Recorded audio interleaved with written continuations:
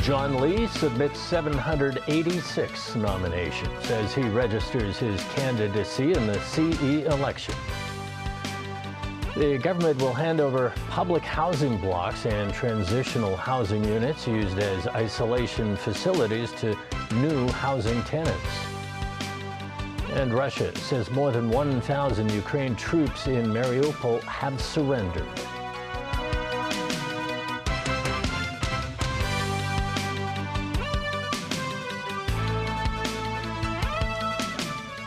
Good evening and welcome. John Lee today signed up for the chief executive race after receiving 786 nominations from the 1,500-member election committee. Lee, who describes himself as a pragmatic person, says he will publish his election platform as soon as possible. Caleb Leung has details. At around 9 a.m., John Lee arrived at the City Gallery in Central to register his candidacy in the upcoming chief executive election. He managed to secure 786 nominations from around 1,500 members of the election committee. The authorities will later confirm whether the nominations are valid. If Lee is confirmed the candidate of the CE race, he will need more than 750 votes on election day to win. Lee thanked the election committee members for their support, adding that his campaign work was no easy task. On a single day, I went around 10 places to explain to the various members, and I have been conducting meetings online, and some were actually made public. So you saw the efforts and time that my team and I have been putting into the campaign. I thank my team for helping me so much to consolidate the views so that we can work together and publish our election platform as soon as possible. After submitting his nominations, Lee continued to meet with election committee members online. During his meeting with members of the labor sector, they discussed issues such as unemployment and wealth inequality. Under the new electoral system, all contenders must secure no fewer than 188 nominations from the 1,500-member election committee to join the CE race, with at least 15 nominations from each of the committee's 5 sectors. Lee managed to garner at least 100 nominations from each sector. Lau Xiukai, vice president of the Chinese Association of Hong Kong and Macau Studies, said Lee may want to show that he is supported by the city's elites through the nominations he got. Tomorrow will be the final day for submission of nomination forms in the 2022 chief executive election. If no one else manages to garner the nominations needed, John Lee will be the sole candidate in the CE race. Caleb Leung, TVB News. The chief executive today announced that the government will return public housing blocks and transitional housing units used as isolation facilities to the public. She added that makeshift hospitals, including those now under construction, will serve as the city's core isolation facilities in future. Christy Khan reports. In view of a downtrend in the number of COVID infections in Hong Kong, the government announced that some of the makeshift community isolation facilities will be restored to their original purposes. Speaking at the daily COVID press briefing, Chief Executive Carrie Lam said the authorities will return some public housing units in Queen's Hill Estate and Liking Estate to the Housing Authority this month. Also, transitional housing units in Yuen Long will be returned to operators by next week. I am announcing that some 5,500 housing units in 3 blocks in 2 public housing estates, as well as 2 pretty large transitional housing projects will be returned, so that several thousands of families could improve their living conditions shortly. The authorities said the units will be thoroughly sanitized before being handed back to the public. Residents will be able to start moving into the public housing blocks between late May and mid-June. Authorities also said the basic furniture items in the transitional housing units will be given to the operators so that families can use them after moving in. In addition, the chief executive also announced that the Penny's Bay will be used as a special examination center for some HKDSE students. More special facilities will be available as well, so that parents will be able to stay with their infected children in Penny's Bay. She said the city has adequate isolation facilities to meet the current need. And the makeshift hospitals will become the mainstream isolation facilities to fight against the pandemic in the future. Meanwhile, Lam clarified the daily self-testing exercise for students and school staff is a temporary measure and it will be reviewed after a few weeks. She emphasized that supplying free rapid test kits to all students in Hong Kong is not feasible. 正如我所講，如果一樣嘢都係全民派。 As I said, if everything is distributed for free to everybody, then that would have an impact on the financial position of the government, and if it's subject to a lot of pressure, ultimately it's the public who will be affected. She suggested parents can get the free test kits from the 89 distribution centers in the city, the last day of service being today, if necessary. Christy Khan, TVB News. The city today reported 1,272 COVID infections. The daily caseload dropped below 2,000 for the fourth consecutive day. All but 12 of the newly reported cases were locally acquired infections. There were 734 positive cases identified by PCR tests and 538 detected by rapid antigen tests. Health authorities said a total of 3,142 positive cases were reported during the recent three-day self-screening exercise. 54 COVID patients died in public hospitals yesterday. Meanwhile, the authorities say it is necessary to hand out free rapid test kits to encourage senior citizens aged 60 or above to carry out self-screening. The arrangement will run until the end of May. The purpose is to increase the accessibility and encourage elderly people to do more self-RT because it's well known that elderly people belong to the high-risk group. Currently, we have effective antiviral medications when given in the early stage of the illness. On symptom onset, it will reduce the risk of getting more severe or even death. So with this effective treatment measure, early diagnosis is important for elderly. Shanghai recorded over 25,000 asymptomatic COVID cases and about 1,200 symptomatic cases on Tuesday. As people flow remains severely restricted in the city because of the high infection figures, residents are starting to see a shortage of daily necessities such as food and are finding ways to cope with the problem. Local Shanghai media also exposed the prices for different products in some communities and neighborhoods, such as a set of expensive skincare products can be exchanged for 3 bottles of hot chili oil. Authorities stated that price gouging and hoarding when communities and neighborhoods make bulk purchases is prohibited. Elsewhere, Russia says more than 1,000 Ukrainian Marines have surrendered in the Ukrainian city of Mariupol. The Ukrainian Defense Ministry says it has no information about a surrender. Officials in the besieged southern port say more than 100,000 people are still waiting to evacuate. Russia's defense ministry reported today that 1,026 soldiers in Ukraine's 36th Marine Brigade surrendered in the city of Mariupol. A Ukrainian regiment defending a steel mill earlier alleged that a drone dropped a poisonous substance on the city. The Pentagon has not yet confirmed the drone report. We're obviously taking it seriously, and we're monitoring it. We're trying to do the best we can to figure out what, if anything, happened, but we're not in a position to confirm it right now.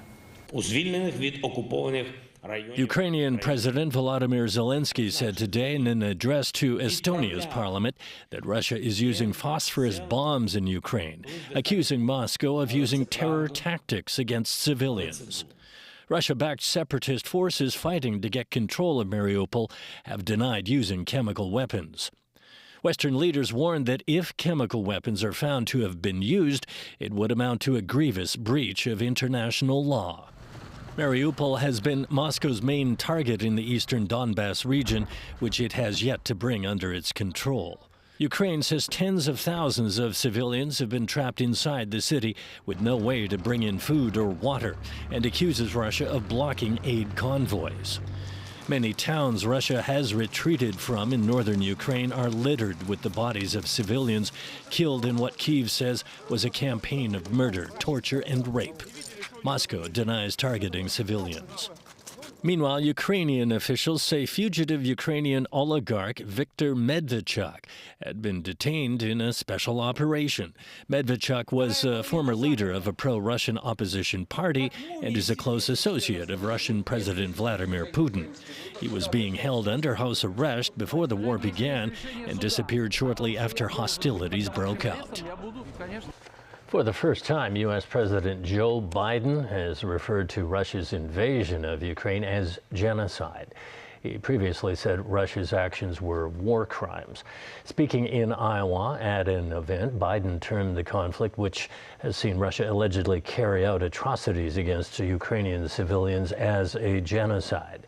After the event, he reinforced the remark. Your family budget, your ability to fill up your tank, none of it should hinge on whether a dictator declares war and commits genocide in half a world away. I called it genocide because it becomes clearer and clearer that Putin is just trying to wipe out the idea of being able to be Ukrainian. And the evidence is mounting, and we're going to only learn more and more about the devastation. And we'll let the lawyers decide internationally whether or not it qualifies, but it sure seems that way to me. New York police and federal agents are continuing their search for a gunman who set off smoke grenades and opened fire aboard a subway train in Brooklyn. 10 people were wounded by gunfire, while more than a dozen others were treated for smoke inhalation and other injuries. Police say the attack is not being investigated as terrorism. We get more from NBC News. At 8:24, the morning commute turned to complete chaos. A gunman opening fire on a crowded rush hour train in Brooklyn. Panicked passengers rushed off subway cars. The injured lay on the platform. Blood everywhere. I saw maybe a 16-year-old kid. He was sitting on the steps coming out the train station, and he had a bullet in his knee. That's the sort of terror that I haven't seen before since 9/11. Tonight, a massive manhunt for the gunman is underway. Police say he was on this Manhattan-bound train. As it pulled into the 36th Street stop, they say he put on a gas mask, then opened a canister filled with smoke. He then opened fire, striking multiple people on the subway and in the platform. You can hear that gunfire in this video from the next car over, where Kenneth Footsmith was headed to work. We hear a loud bang and then followed by lots of screaming, and we see white smoke starting to billow and fill up the train car, and people running at the doors that separate the train cars and banging on them, screaming for help, almost like a horror movie. Conrad Adderer was in the station. Guy just came up to the station booth, and he was his legs were bloody. I basically made a decision to get out of there. Law enforcement sources tell NBC News the station's surveillance camera was not working, but they believe they may have an image of the suspect. They're searching for a black male, 5 foot 5 inches tall, with a heavy build, wearing a green construction vest, a gray hooded sweatshirt. Police believe the suspect left a 9mm gun behind, along with this backpack filled with smoke canisters and fireworks. Officials don't believe the gunman said anything as he opened fire, and say so far there's no indication of terrorism. We do not know the motive at this time, but we're not ruling anything out. At least 27 people were injured, several with gunshot wounds. According to the NYPD, all of the victims are expected to survive. Some of the injured hopped on a train across the platform to get to safety. Sunset Park is a vibrant, diverse neighborhood, home to many Asian and Hispanic residents. The incident comes as the city grapples with rising crime, a major issue for the city's new mayor, who is currently quarantining with COVID. Still to come on tonight's news. Boris Johnson and Rishi Sunak reject calls to resign after being fined for breaking lockdown rules. Pre-packaged cakes see the steepest rise in prices among supermarket food items surveyed by the Consumer Council. And 470,000 applications for the government's $10,000 unemployment subsidy.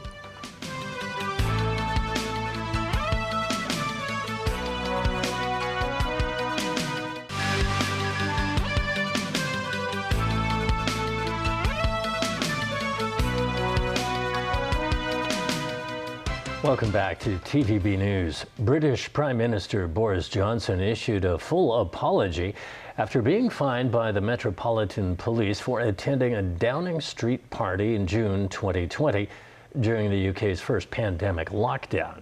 Still, he has continued to resist calls to resign. Johnson's wife, Carrie, and Chancellor of the Exchequer, Rishi Sunak, were among the other individuals who received penalties. The fines come following lengthy probes from both the civil service and the police. Daniel Rao tells us more. London's Metropolitan Police Force said it had issued at least 50 fines in relation to a dozen events held in number 10 Downing Street and other British government buildings during the UK's 2020 and 2021 pandemic lockdowns. The Met did not identify the recipients or the size of the fines. However, Prime Minister Boris Johnson's office swiftly confirmed that he and Chancellor of the Exchequer Rishi Sunak will receive penalties. The fines will not result in a criminal record if quickly settled. Still, Johnson is believed to be the first British leader sanctioned for breaking the law while in office. The Prime Minister's and Sunak's fines were a result of them attending an indoor gathering involving 2 or more people in the Cabinet Room at number 10 Downing Street on June 19, 2020. The occasion was a surprise birthday party for the Prime Minister. Johnson and Sunak have issued apologies following their fines. The Prime Minister said he was unaware he had been flouting lockdown rules. I have to say, in all frankness, at that time, it did not occur to me that this might have been a breach of the rules. But of course the police have found otherwise, and I fully respect the outcome of their investigation. I understand the anger that many will feel that I myself fell short when it came to observing the very rules which the government I lead had introduced to protect the public, and I accept in all sincerity that people had the right to expect better.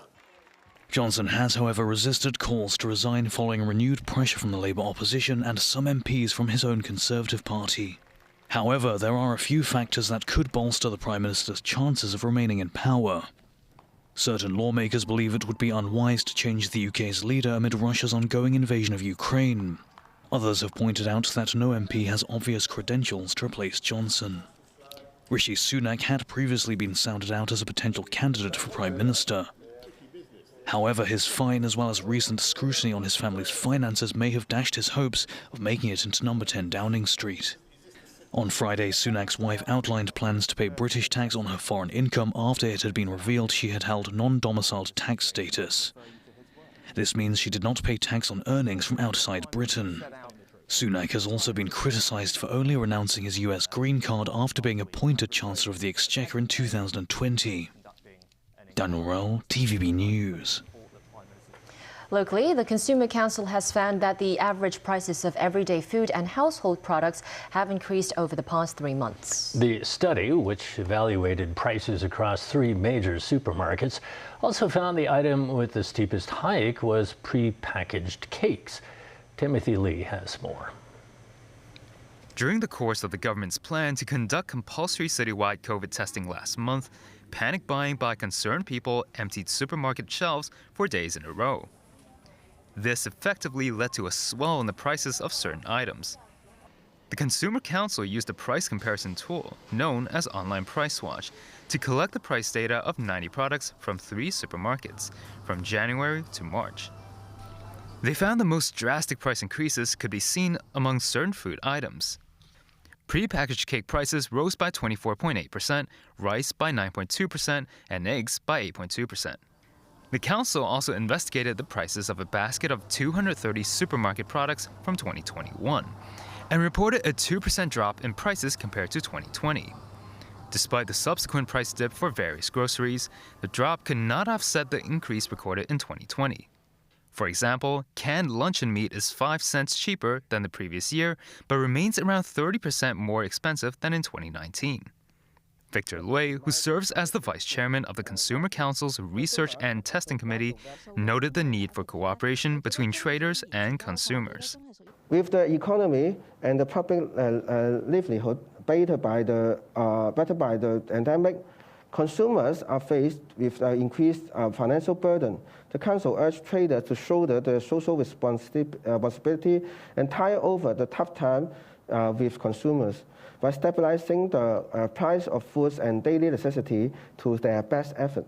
The Consumer Council also reported more than 240 complaints related to the online purchase of rapid antigen test kits. Among the complaints were reports of items being delivered to the wrong locations, product quality, and missing test kits. The Council reminded test kit manufacturers to be more transparent with their online information to avoid misleading consumers. Timothy Lee, TVB News.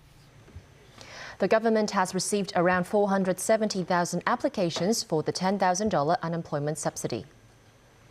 Authorities say the number of applicants is higher than expected. Doris Ho, head of the Policy Innovation and Coordination Office, said successful applicants will be notified after the Easter holiday. They will be able to receive the handout a week after the announcement. That's the news. Thanks for watching. Good night.